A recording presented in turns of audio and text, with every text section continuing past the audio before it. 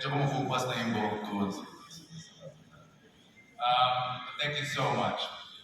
As Sito said, cancer is very personal to many of us, if not all of us. And so to us, this is a personal advocacy and something that we're deeply, deeply committed to. To the hardworking people behind this year's summit, led of course by Dr. Rami Rojas, yesterday's session was just so impressive. I saw all the photos and all the feedback I've gotten so far. It's been extremely positive. And thank you again for convening everyone in this two-day summit. Blessed good morning, of course, to Undersecretary Eric Taya. He's looking very, very dapper this morning. I said, how to be you, Yusek. And of course, the rest of our leadership team, the Philippine College of Surgeons Cancer Commission Foundation, and the Board of Directors, and to all of us gathered here today. Good morning. I'm thrilled to be here once again. I was here last year when we held this event, and since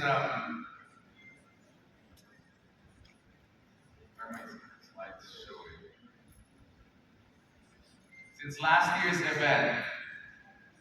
I've been so thrilled to see the development in our little project at ACL for cancer. I'm proud to say that we inaugurated and opened the first dedicated cancer hospital in the Philippines last November.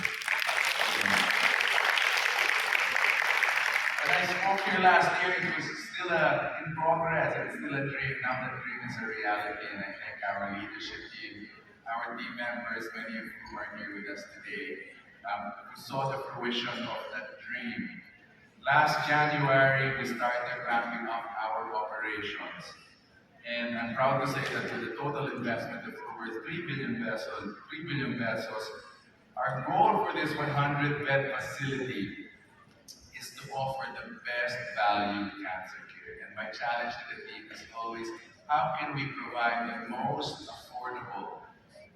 affordable services and solutions to patients with cancer and the families going through cancer. And at the same time, at a quality that equals best-in-class hospitals, so that people don't have to go to Singapore, so that people don't have to go to Hong Kong or to the US or Taiwan to get themselves treated. Meron na po tayo niyan dito sa Pilipinas.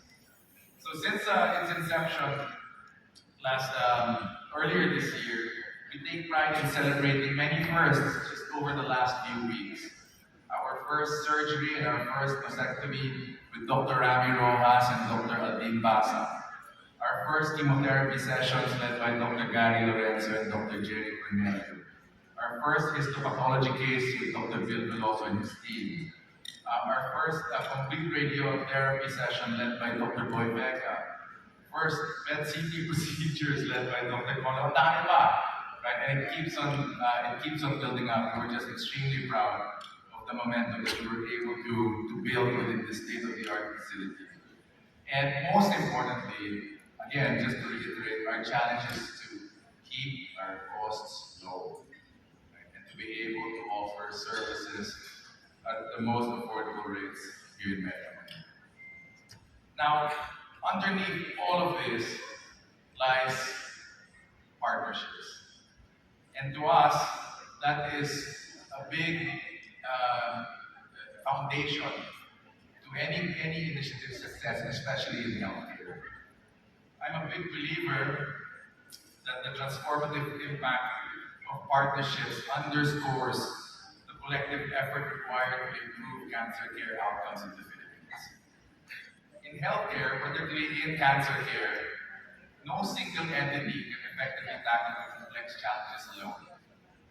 Our partnership framework, which I'll walk you through today, embodies the foundation of our approach, a commitment to forging strategic alliances with key stakeholders across various sectors so that we can amplify our impact, so that we can empower patients, and so that we can drive positive change. So allow me to walk you through each of these partnerships that we've been able to establish. Beginning, of course, with our partners in the government. From the very beginning, we've worked closely with our government partners, of course, the National Administration, our partners with the Department of Health, Yusek Taya, of course, Secretary Ted Reposa, and the rest of the team, FDA, PhilHealth, even the DOST, PNRI, the DILG, and even LGUs. We've worked hand in hand with our partners with government. And I learned during COVID, Yusek, that really there is nothing to a whole of nation approach. Nothing compares to a whole of nation approach, especially when you're battling something like cancer. And I always say we work together against COVID, now we work together against cancer. What binds us together with government is our shared goal of providing access to affordable cancer care for every Filipino. On the financing side, we benefit as well from partner institutions, partner financial institutions, with a strong sense of social obligation. I'm proud to say that, for example, we partnered with IFC, the International Finance Corporation, for a $100 million bond. The first of its kind because it's a social bond that was specifically issued for healthcare in the country. We've also partnered with Land Bank and BPI, both of whom share our advocacy towards improving cancer care and the need to provide financial solutions for cancer patients. These institutions provide us the much needed financial assistance so that we can create a financially sustainable solution in terms of running the hospital and serving patients. On the technology side, we're very proud to say that we have a unique technical partnership with Siemens, with Varian, and with Cancer Treatment Services International. Together, we are confident that we bring the best possible combination of technical and operational capabilities and skill sets across diagnostics with Siemens, radiation therapy with Varian, and the ability to run cancer hospital operations through CTSI. CTSI is an established organization with a long experience in building and running cancer networks all around the world, particularly in developing markets. On the pharmaceutical side,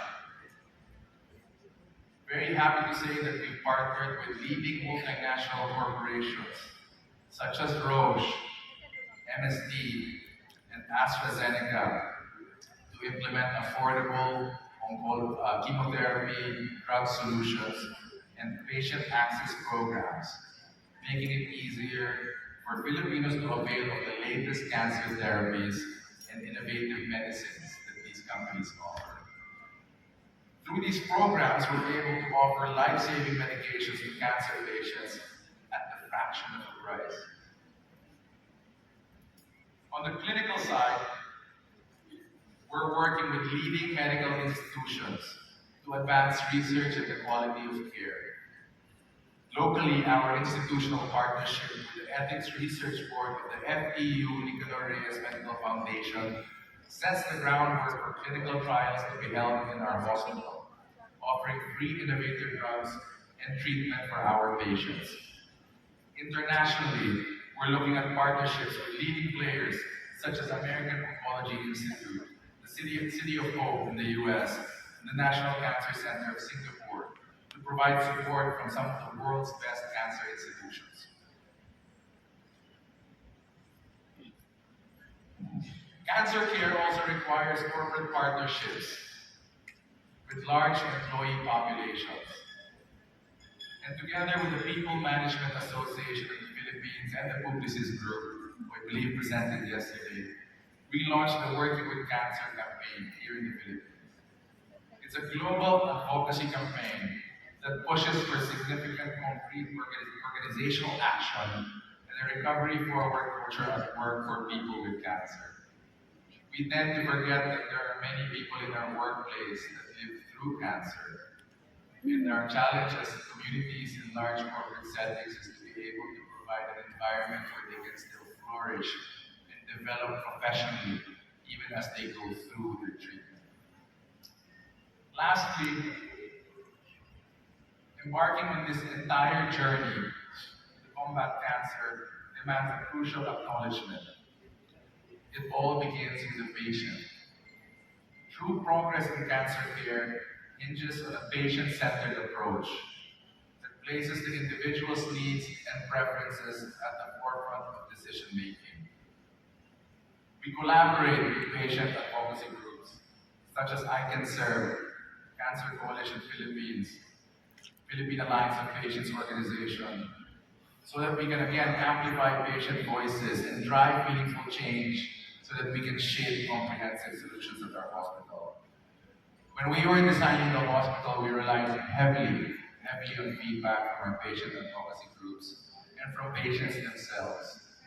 We listened to the voice of patients and their families, what they went through, what they're going through, so that we can design our workflows, our processes in the most impactful and patient-friendly way. Together, we're not just treating patients, we're empowering them to be advocates for their own well-being and to be agents of change within their communities. To close, I wanted to emphasize the importance of our partnership approach in transforming cancer care in the Philippines. We cannot do this alone. No one can do this alone. And together, there's so much that we can do. Strategic partnerships with key stakeholders form the cornerstone of any success in driving positive change, especially in cancer.